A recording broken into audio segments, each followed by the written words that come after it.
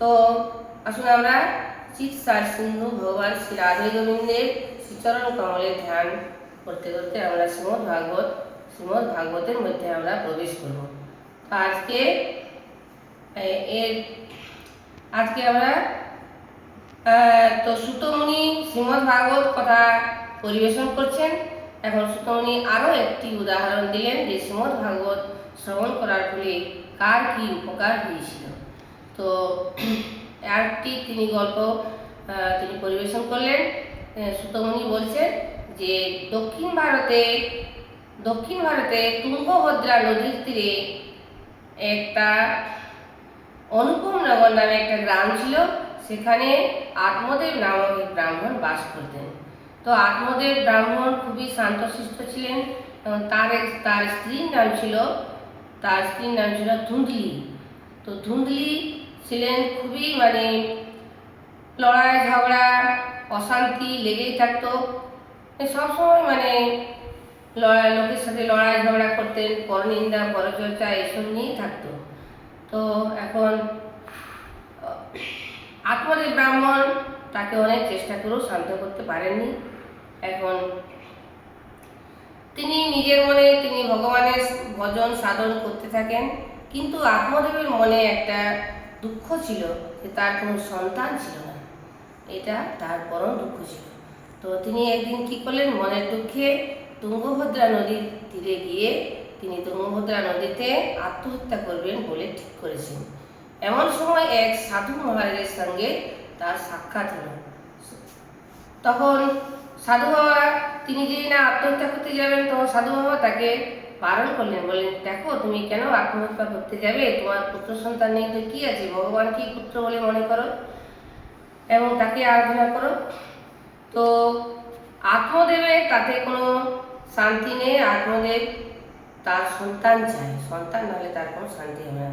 তখন সাধু বাবা তার ঝোলা থেকে একটা ফল বার করে আত্মদেব ব্রাহ্মণকে ফলটা দান করলেন এবং বললেন যে তিনি যেন তার স্ত্রীকে নিয়ে গিয়ে এই ফলটা দিয়ে দেন।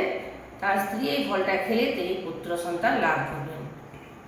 তখন আত্মদেব ব্রাহ্মণ ওই ফল নিয়ে এসে তার স্ত্রী ধুন্দলিকে ওই ফল দান করলেন। তো ধুন্দলি তখন ফলটা নিয়ে কী করলো না, অনেক ভাবতে লাগলো যে গর্ভবতী হবে, অনেক নিয়মকানুনের মধ্যে থাকতে হবে, অনেক কত কষ্ট হবে, কি হবে, সেই সব ভেবে চিনতে ধুন্দলি এখন কি করলো না, ফলটা তাদের গাভী ছিল, গাভীকে খাইয়ে দিল এবং তার বোন ছিল গর্ভবতী এবং 9 মাস পরে তার বোনের সঙ্গে কথা হলো যে ধুন্দলিকে 9 মাস পরে ওই তার বোনের সন্তানটা দান করে দেবে। তো এখন 9 মাস পরে ধুন্দলির বোনের এক পুত্র সন্তান হলো, সেই সন্তান ধুন্দলিকে দান করলেন। এখন কি হলো, গাভীতেও ফল খেয়ে গর্ভবতী হয়েছে এবং 9 মাস পরে একটা মনুষ্য সন্তান জন্মদান করলো। তার নাম হলো গোকর্ণ। গরুর মতো কানগুলো ছিল, তাই তার নাম হলো গোকর্ণ। এখন গোকর্ণ আর ধুন্দলির যে পুত্র তার নাম হচ্ছে ধুন্দকারী। তো ধুন্দকারী এবং গোকর্ণ একসাথে বড় হতে থাকে। এখন বড় হতে হতে কি হয় না, ধুন্দকারী অসৎ চরিত্রের হয়, খুব খারাপ স্বভাবের হয়, লোকের সাথে ঝগড়া লড়াই লেগেই থাকে এবং লড়াই ঝগড়া করতে থাকে এবং অসৎ আচরণ করতে থাকে। এদিকে গোকর্ণ মহারাজ খুব শান্তশিষ্ট এবং গোকর্ণ এবং সদাই তিনি ভগবানের ধ্যান জ্ঞানে তিনি নত থাকেন। তো এখন কি হলো না, ধুন্দকারী তো খুব অসৎ আচরণ করে, লড়াই ঝগড়া করতে থাকে, মদ বেশ্যা এসব নিয়ে থাকে। তো এখন আত্মদেবের মনে শান্তি নেই। আত্মদেবের মনে হলো যে পুত্র সন্তান যখন ছিল না তখন আমি শান্তিতে ছিলাম, পুত্র হওয়ার পরে আরও অনেক অশান্তি বেড়ে গেল। তখন আত্মদেব ব্রাহ্মণ কী করলেন, মনের দুঃখে তিনি গৃহত্যাগ করে চলে গেলেন এবং বনে গিয়ে ভজন সাধন করে ভগবানকে লাভ করলেন। এখন ধুন্দকারী কি করলো, ধুন্দকারী একদিন ধুন্দকারীকে তার যে বেশ্যারা ছিল তারা একদিন মদ খেয়ে এসে তার সমস্ত লুট করে ধুন্দকারীকে হত্যা করলো। তো এখন কি হলো, হত্যা করার ফলে কি হলো না, ধুন্দকারী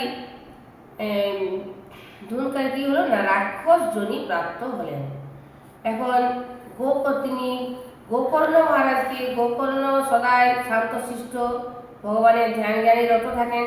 এখন গোকর্ণ মহারাজকে ধূলকারী স্বপ্ন দিতে থাকেন যে ভাই আমাকে রক্ষা করো, আমাকে এই রাক্ষসী থেকে উদ্ধার করো, আমি মহা বিপদে পড়ে আছি।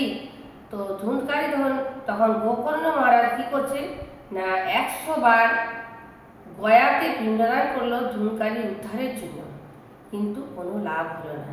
এখন কি হলো না, তখন সূর্যদেব তাকে বললেন যে এই ধূমকারীকে উদ্ধার করার জন্য তুমি তোমার গ্রামে ভাগবত কথা করাও, ভাগবত প্রবচন তুমি করাও 7 দিন, তাহলে ধূমকারীর উদ্ধার হবে। তখন গোকর্ণ মহারাজ কি করলেন না ভাগবত কথার তিনি আয়োজন করলেন, তার গ্রামে 7 দিন ভাগবত কথার আয়োজন করলেন, শ্রীমদ্ ভাগবত কথা। তখন ওই ধূমকারীর আত্মা একটা বাঁশের ভিতরে এসে আশ্রয় লাভ করলো, আশ্রয় নিল। এখন 7 দিন যেই ভাগবত প্রবচন শেষ হলো, তখন বাঁশটা ফেটে গিয়ে ধূমকারী কি হলো না দিব্য রূপে ওখান থেকে দিব্য পুরুষ হয়ে সেই ফাটা বাস থেকে বের হয়ে গেল এবং বৈকুণ্ঠ থেকে আগত বৈকুণ্ঠ থেকে রথ এসে ধূমকারীকে বৈকুণ্ঠ ধামে নিয়ে গেল। তো এটার উদ্দেশ্য হচ্ছে যে শ্রীমদ্ ভাগবত কথার এত ফল, এত মাহাত্ম্য, শ্রীমদ্ ভাগবতের মাহাত্ম্য, শ্রীমদ্ ভাগবত কথা যেটা গয়া ধামে পিণ্ডদান করেও কিছু লাভ হয় না, সেটা যে শ্রীমদ্ ভাগবত কথা প্রবচনের এতই উপকার যে শ্রীমদ্ ভাগবত কথা শুনে ধূমকারী এত পাপী ছিল, কোনো সাধন ভোজন না করেই শুধু শ্রীমদ্ ভাগবত কথা শুনে তার উদ্ধার লাভ হলো। তো এই হচ্ছে শ্রীমদ্ ভাগবত মাহাত্ম্য। হরে কৃষ্ণ। তো আজকে এখানে প্রবচন বিশ্রাম আমি দিচ্ছি, এখানে হরে কৃষ্ণ। আসুন একটা হরে কৃষ্ণ নাম কীর্তন করি। হরে হরে কৃষ্ণ, হরে কৃষ্ণ হরে কৃষ্ণ কৃষ্ণ কৃষ্ণ